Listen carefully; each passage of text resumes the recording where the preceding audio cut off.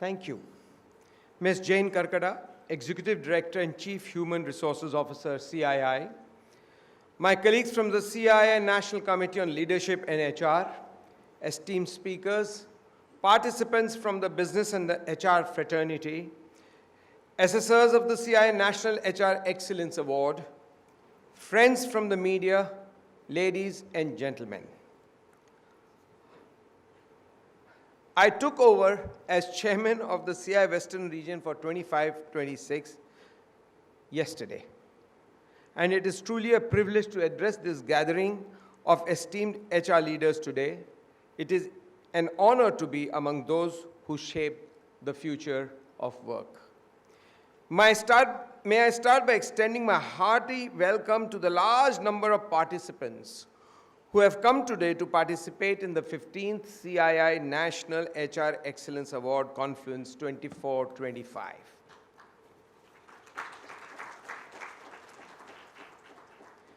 I am happy to be part of this large congregation today that is celebrating excellence. Excellence in any field is a quality that is so unusually good that it surpasses ordinary quality. We are celebrating excellence in human resource processes, which is the fulcrum of any modern organization design, more so in today's disruptive times. At the outset, may I take this opportunity to thank all the achievers of the various participating organizations that have taken part in the 15th CII National HR Excellence Award. The CII National HR Excellence Award is a unique and holistic framework that encompasses all aspects of human resources management, designed by the CII National Committee on Leadership and HR. It serves as both a benchmark and a transformational tool, enabling organizations to assess, refine, and elevate their HR strategies.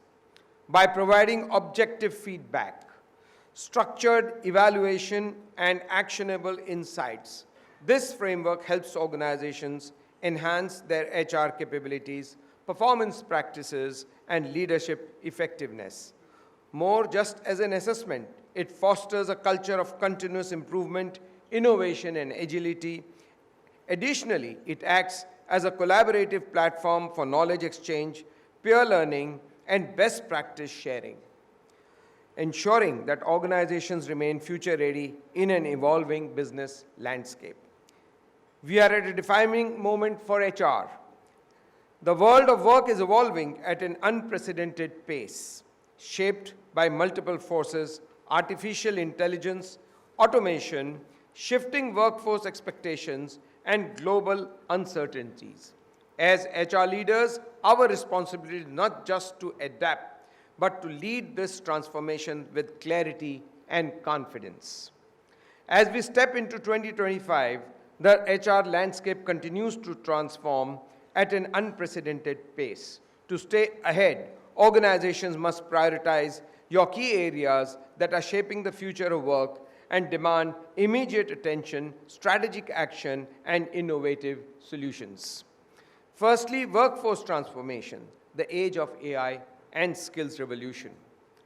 One of the most pressing challenges and opportunities in today's workplace is the rapid evaluation of jobs driven by AI, automation, and digitalization.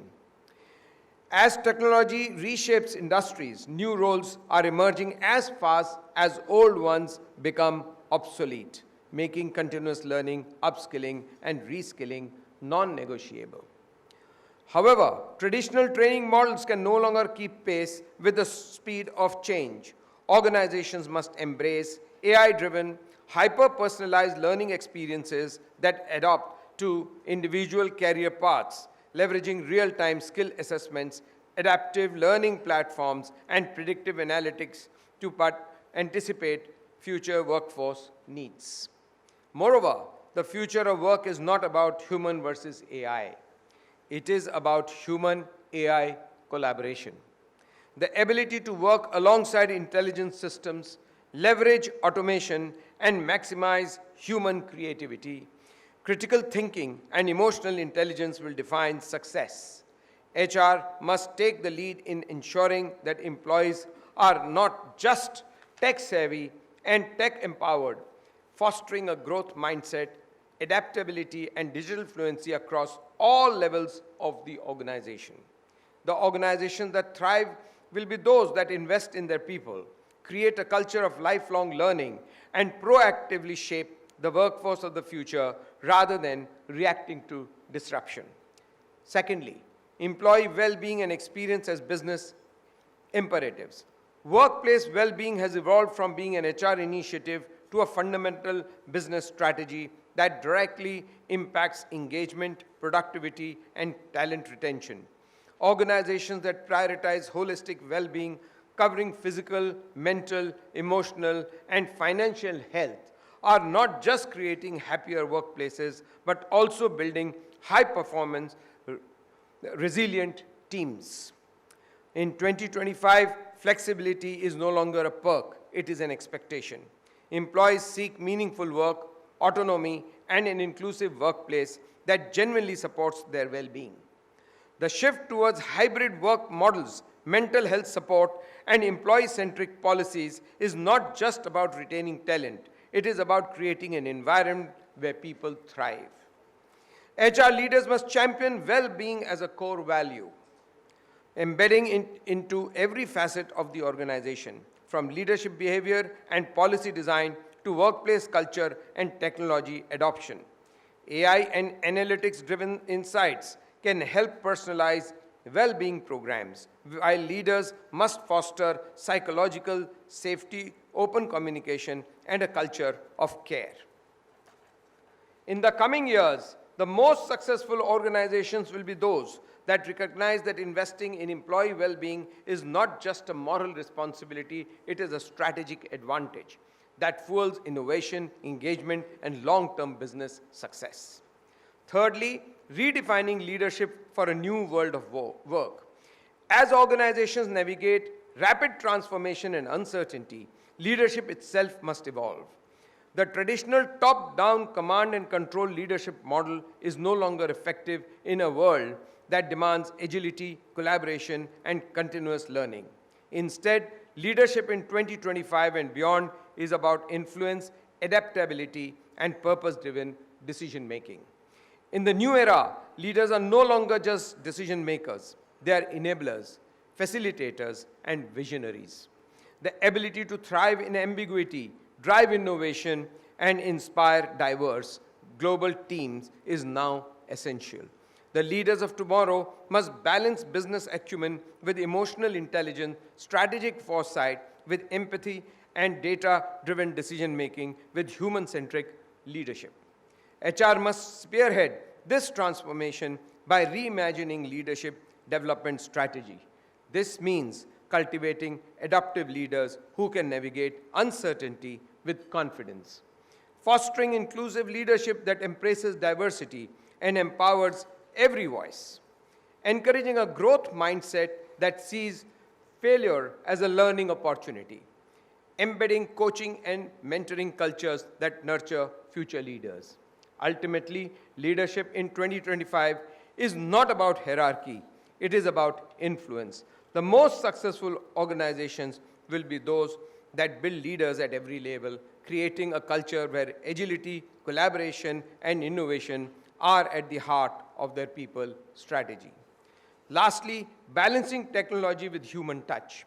At AI, automation and data-driven decision-making continue to reshape workplaces. The human connection has never been more critical.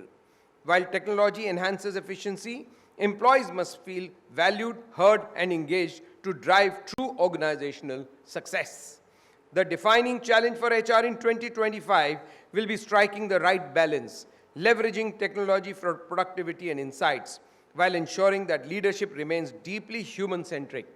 In an era where AI can automate processes, it is empathy, trust, and meaningful interaction that will differentiate great workplaces. The most effective HR strategies will blend high-tech with high-touch, using AI for personalization, predictive analytics for decision-making, and automation for efficiency, but always anchored in human-centric leadership. Leaders must be present, accessible, and emotionally intelligent, ensuring that technology serves as an enabler, not a replacement for authentic human connections. I understand we have a dedicated session on this subject later in the day, where we will delve deeper into how organizations can effectively balance digital transformation with human engagement. In this context, today's conference and focus on real-life case studies from our achievers of different levels of the HR Excellence Award, with special reference to HR 2030, Reimagining the Workforce for a Disruptive Decade, blending learning with technology for a booster dose in developing talent. The HR metrics that matter, measuring what drives business success, unleashing human potential in a tech-disruptive world. I am sure all participants will immensely benefit from the sessions of the conference by listening to the perspective of organizations that have successfully achieved excellence, and use this as an excellent opportunity for learning best practices and exchanging perspectives on the realities, challenges, and opportunities towards creating, building, and sustaining a culture of HR and overall organizational excellence. Also, the award Confluence is really a congregation of great minds, and hence an excellent opportunity for all of you to network with some of the best minds in the industry and with each other. I would like to share some of the things that I have learned in my 40 years of business life. The first lesson that I was given by my father was about HR. He told me to understand 3 words which are very, very critical. He said, you must understand what is business, what is professionalism, and what is motivation. These 3 mantras that he gave me made a deep impact in my mind, and I want to share that with all of you today. Business comes from the word busy. Whatever keeps you busy is your business. And he explained to me very beautifully, business you own and job you do. Therefore, if you are busy in doing anything which is business, your business, you should own it. You should take the responsibility for it and not just look at it as a job done. That was the first message he told me, what is the meaning of the word business. Secondly, he told me what is the meaning of the word professionalism. This was very interesting. He told me from an Hindi song that word professionalism is defined best in a Hindi song, जो वादा किया वो निभाना पड़ेगा. A professional is a person who sticks to his commitment and ensures performance, and that is what is the word professionalism all about. And he said the third word was motivation. He said, money is not the reason for motivation. Motivation comes from the English word motive. If all employees or any person who is doing any work knows the motive and the purpose behind why he is doing that work and what advantage it will give to the nation, what advantage it will give to his company, and what advantage will it give to a worker. Like, for example, I'll give you a very interesting example. He told me that a sweeper is sweeping the floor. And when he's sweeping the floor, he's busy in it, that is his business. And if he's sweeping the floor with commitment, with the desire that he owns that the floor must be clean, he will clean it properly. If it does it with the intent of a professionalism, that is to say that I promise that I will keep this area clean, and I've kept it clean day in and day out, day in and day out. And finally, if he knows that by cleaning this area, I will have a huge health advantage for my entire organization, for all the people around me, he will definitely clean it with utmost care. So this is what was the first mantra given to me about in my life from my father. Of course, there are a lot many more examples that I can share with you, like my group's philosophy is agile to excel, and we always believe that it is very, very important that all the stakeholders have to be delighted in an organization for an organization to be successful. And I will surprise you by saying that we defined the stakeholders as employees, customers, vendors, government, society. We did not define shareholders as a stakeholder, because if all the five are delighted, the shareholders will automatically be delighted.